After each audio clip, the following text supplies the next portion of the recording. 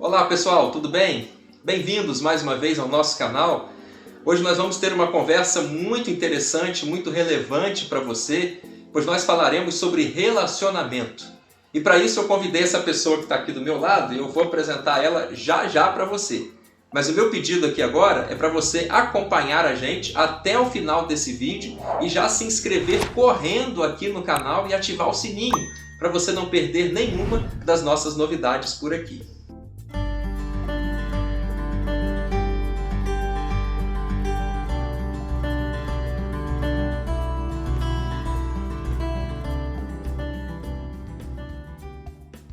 Nós vamos falar hoje sobre relacionamento.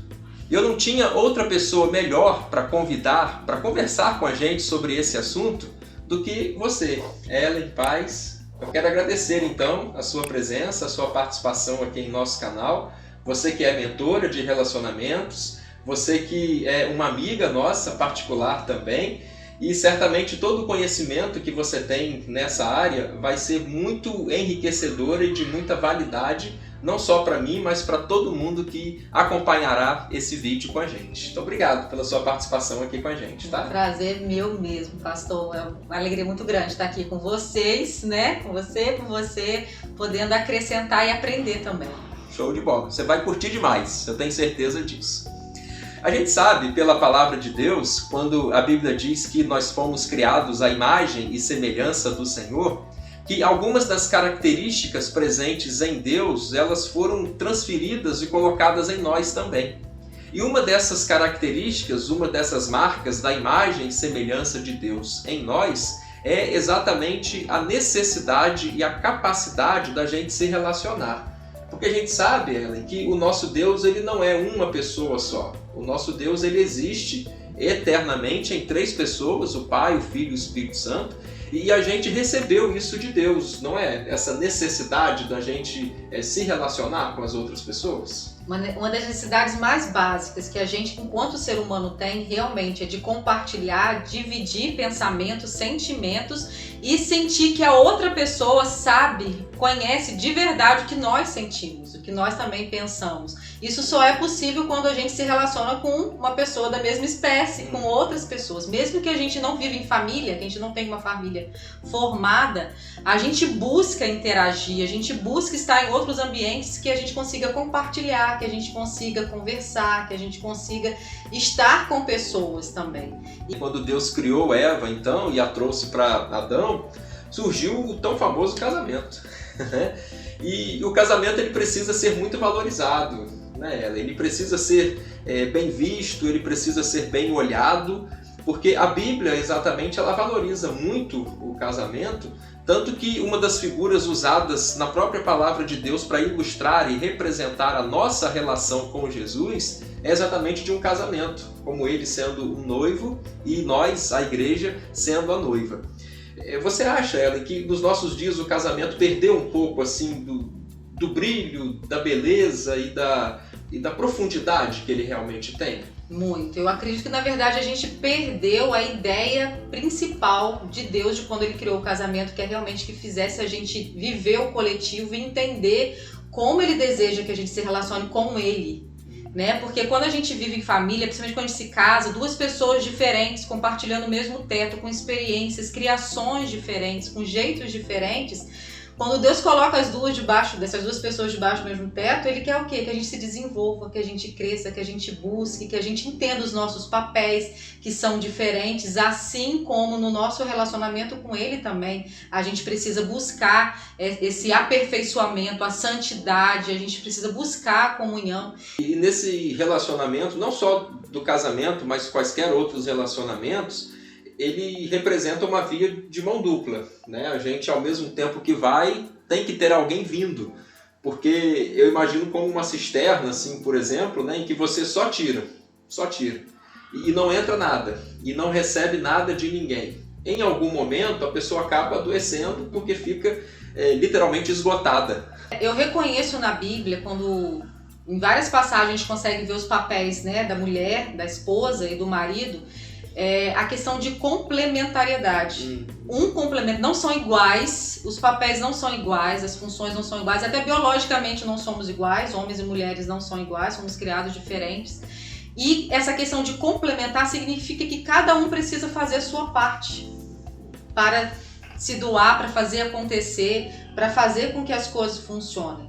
Eu sempre falo que a gente precisa entender qual é o nosso papel, a nossa função, e dentro da parte que me cabe, não passar e nem de menos, a gente precisa estar disposta a se desenvolver dentro da parte que nos cabe. Para que também não aconteça, sabe o quê? Assumir a posição do outro. É claro que a gente precisa entender que casamentos que dão certo não são casamentos perfeitos. Certo. Talvez a gente misture essa questão de dar certo, aquela família, aquele casal da propaganda de margarina, que tá todo mundo lindo, e na verdade eu consigo olhar ali assim e falar, gente, e a toalha ainda é branca, e as crianças não entornaram nada em cima da toalha branca. E aí a ideia que o mundo vende pra gente, ou que talvez a gente esteja ansiando tanto, é que a família precisa ser perfeita. Eu entendi que a gente deixa o pai e a mãe, né? A gente se une e depois se torna uma só carne. Tem um passo, né? Se tornar uma só carne não é automático, né? Não é imediato. À medida que eu me coloco à disposição, que eu faço e que eu vou me frustrar algumas vezes, que talvez eu me decepcione, vamos nos ferir, se relacionar é sinônimo de ferir e ser ferido, mas à medida que eu me arrisco, à medida que eu estou disposta e o outro está disposto também, a gente se conhece, a gente sabe exatamente aonde precisa fazer o ajuste para se complementar. Então não é perfeição. Dá certo quando os dois entendem que precisa de trabalho, precisa desenvolver, os dois precisam ser desenvolvidos, os dois precisam crescer em todas as fases do casamento, né? A natureza ensina a gente em tantos aspectos. E um exemplo que eu acho talvez um dos melhores para a gente comparar assim com um casamento é a formação do rio Amazonas, que se dá pela junção, num primeiro momento, de dois outros rios, o Rio Negro e o Rio Solimões, né? E são rios diferentes. O Rio Negro, como o próprio nome sugere, ele é mais escuro, e o Rio Solimões ele é uma cor meio de barro. E em algum momento esses dois rios se encontram. Mas eles, por serem de cor diferente, temperatura diferente, densidades diferentes, eles não se misturam no primeiro momento. Então eles vêm, encostam um no outro e durante alguns quilômetros eles caminham lado a lado de forma que é possível identificar um e outro, a figura de um e a figura de outro. Mas com a persistência, com a insistência, com o tempo caminhando juntos, eles se misturam. E formam o Rio Amazonas, que é o maior rio do mundo em volume d'água, de modo que você nem consegue mais perceber assim um e outro. Então eu acho essa figura assim para o casamento muito adequada, perfeito, muito interessante. Já anotei aqui, né? Associação perfeita. Perfeito. Então tem que ter exatamente essa persistência, né? O casamento ele precisa ter a decisão de continuar junto e não parar na primeira decepção e não virar divórcio na primeira briga. Eu gosto muito de falar também, pastor, que casamento ele não pode ser baseado no amor, porque amor é um sentimento e todo sentimento ele é volúvel. A gente ama no coração nível... às vezes nos engana, muito, né? A Bíblia fala sobre muito. isso. Tem dia que você pode acordar e olhar assim, nossa, eu não tô amando tanto a pessoa que tá do meu lado. E não é que é a coisa mais incomum do mundo. Você pode ter certeza que a maioria de vocês pode se identificar com isso. Tem dia que talvez pelo que a gente ouviu no dia anterior, pelo que a gente viveu, pelo nível de estresse, até pela questão hormonal, a gente pode não estar bem, tudo à nossa volta tá ruim, até a pessoa que a gente escolheu amar. Você vai se basear no sentimento para fazer suas decisões ou para falar se você decide ou não fazer alguma coisa? Nossas escolhas não podem ser baseadas em sentimentos, mas no compromisso, na palavra que a gente deu. Quando a gente disse lá no altar as famosas palavras, né? Na saúde, ou na doença, na tristeza, ou na alegria, até que a morte nos separe, não é porque eu vou amar mais que eu vou falar, não, vou viver para sempre. Hoje eu tô amando menos, eu vou me separar. Deus espera da gente que a gente viva de forma inteligente, crescendo, se aperfeiçoando, insistindo, persistindo até que a gente consiga se ajustar. Sim. E para que isso aconteça, Helen, a gente tem que falar, né? Às vezes as pessoas estão insatisfeitas, infelizes dentro de um casamento por conta de a postura de um ser de uma forma indevida ou desagradável, né, para o outro, e às vezes aquele que está desagradando nem sabe. Às vezes aquele que está decepcionando o outro não tem ideia de que está decepcionando.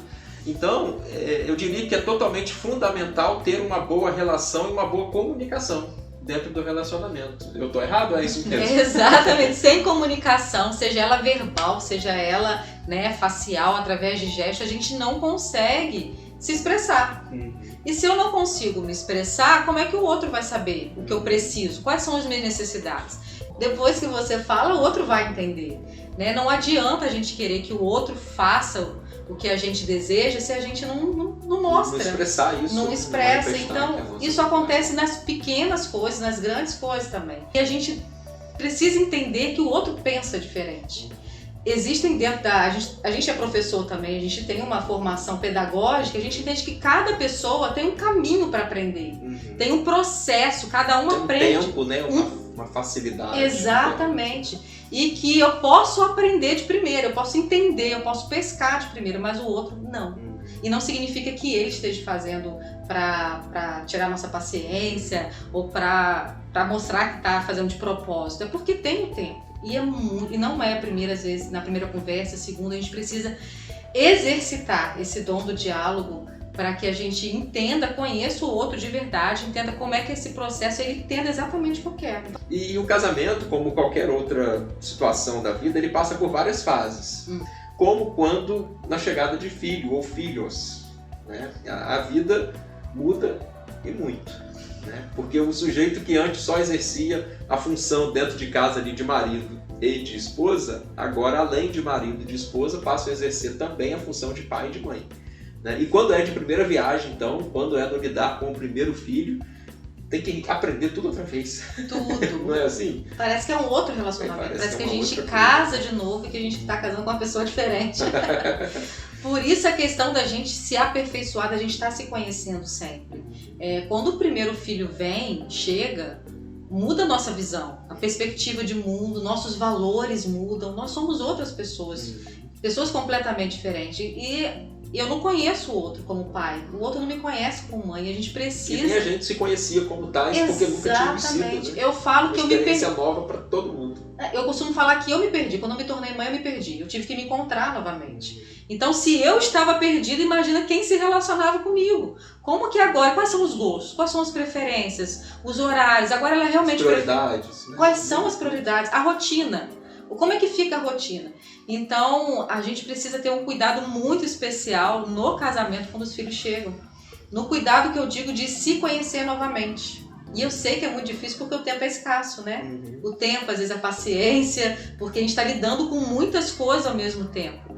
Mas se a gente não lida, se a gente não sabe que é necessário priorizar o casamento, a gente perde. A gente perde a base que vai trazer segurança para os nossos filhos. E lembrando sempre também, né, que além de como Ellen falou que os filhos eles são fruto do casamento, né, mas passados 25 anos, vamos botar em média, né, os nossos filhos vão se casar, vão embora de casa e o ninho ficará vazio, como se diz, né, e aí vai voltar a ser só os dois iniciais. Então, se no período em que havia o filho dentro de casa esqueceu-se da figura do cônjuge, o marido esqueceu da esposa e a esposa do marido, depois que as coisas passarem, então, que os filhos se forem e eles voltarem a ser só os dois dentro de casa, como é que fica? Vão ser dois desconhecidos ali dentro. Não fica, né? Não fica. Você teria algumas dicas para dar para nós, assim, de o que a gente pode fazer para que o nosso casamento ou quaisquer relacionamentos eles sejam mais fortalecidos? Primeiro e a mais importante é depender de Deus.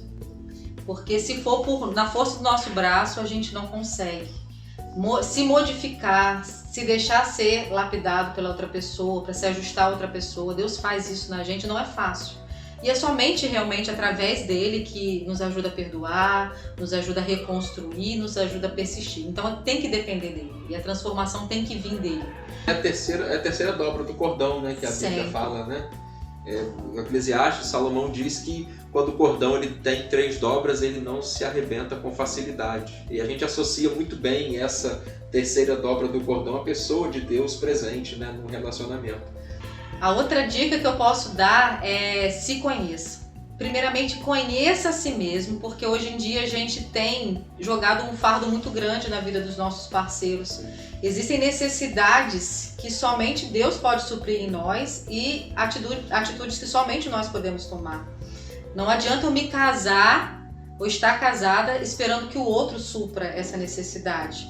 Então eu preciso me conhecer em Deus, conhecer as minhas necessidades e conhecer o próximo, conhecer quem está perto de mim, quem convive comigo, para que a gente consiga ter essa comunicação, que a comunicação flui e a gente consiga crescer, eu consiga me expressar, ouvir o outro também e a gente conseguir lidar um com o outro. Estar bem resolvido consigo mesmo também, né? Às vezes a gente ouve pessoas falando assim, eu vou me casar para eu ser feliz. Né? Mas se a pessoa casa para que encontre a felicidade na outra pessoa, ela nunca vai ser feliz. Né? A gente não pode colocar a nossa felicidade, a nossa satisfação no outro, né? Às vezes a gente ouve a expressão assim, vou encontrar minha alma gêmea, vou encontrar minha cara metade. Pessoal, Deus não fez ninguém pela metade. Não existe ninguém que seja incompleto até que encontre uma outra pessoa. Então até nos casamentos eu digo o seguinte, olha, não são duas metades que estão se encontrando, mas são dois inteiros que estão se unindo. Essa é a questão. Então, se a gente não se encontrar primeiro, individualmente, se a gente não for feliz com a gente mesmo e tendo obtido a razão da nossa vida em Deus, conforme Eden acabou de dizer, se casar em busca da felicidade no casamento, na expectativa de que o outro nos fará felizes, nós seremos sempre infelizes. Primeiro tem que estar bem no individual para que no coletivo ou no relacionamento a gente esteja bem, né? É o individual saudável para que o casamento seja saudável. Não tem como casamento. Casamento não é pessoa. Casamento é uma instituição formada por pessoas. Para o casamento ser saudável é porque as pessoas precisam ser saudáveis. Para o casamento ser feliz, as pessoas precisam ser felizes. E uma outra dica que eu posso finalizar aqui para vocês é estabeleçam prioridades juntos. Conversem e sempre estabeleçam prioridades, sabendo que casamento, a relação marido-mulher é prioridade em tudo, né? O relacionamento com Deus, é claro, mas no âmbito familiar, assim, no aspecto físico, marido-mulher, e vocês dois vão estabelecer suas prioridades, que é importante para vocês. E esse relacionamento ele tem que ser mais importante do que qualquer outra coisa que a gente faça. Né? Se você tem atividades na igreja, se você é próspero no seu trabalho, se você estuda muito atrás de uma carreira, mas o casamento ele tem que estar à frente de ministério, tem que estar à frente de carreira profissional, tem que estar à frente dos seus bens, tem que estar à frente de tudo. Né? Abaixo de Deus, a coisa mais importante na vida de cada um de nós precisa ser o casamento de cada um de nós. Exatamente. E então tudo que fizer, façam a dois, estabeleçam prioridades juntos, o outro precisa saber. Existe uma questão dentro dos relacionamentos que a gente fala que nós somos indivíduos, então temos coisas individuais, necessidades individuais que às vezes a gente não consegue compartilhar com o outro porque o outro não gosta, que são gostos. Mas nós, dentro de um relacionamento, nós não podemos ter um muro entre a gente e esconder. Apesar de sermos individuais e termos gostos individuais, o outro precisa participar no conhecimento. Então não tem como eu colocar uma senha no celular porque eu não quero que o outro participe. Porque não existe isso dentro do casamento, não existe essa privacidade, né? Tem um muro, mas o portão está aberto. Exato. A gente não pode existir essa privacidade dentro do relacionamento, porque quando a gente decidiu se casar, já estava subentendido que a gente estava compartilhando a vida, né? Então se a gente compartilha a vida, a gente compartilha. Isso inclui tudo. Tudo, exatamente tudo. Então, Ellen, eu queria agradecer muito, mais uma vez a você, a sua participação aqui, todas as suas dicas, todos os seus conselhos. Eu tenho certeza que foram muito enriquecedores e muito abençoadores para todo mundo que acompanhou a gente. E aí eu quero pedir que se você curtiu, e eu tenho certeza que você curtiu esse bate-papo aqui, para você fazer isso, dá a curtida aí pra gente, tá? Deixa um joinha nesse vídeo.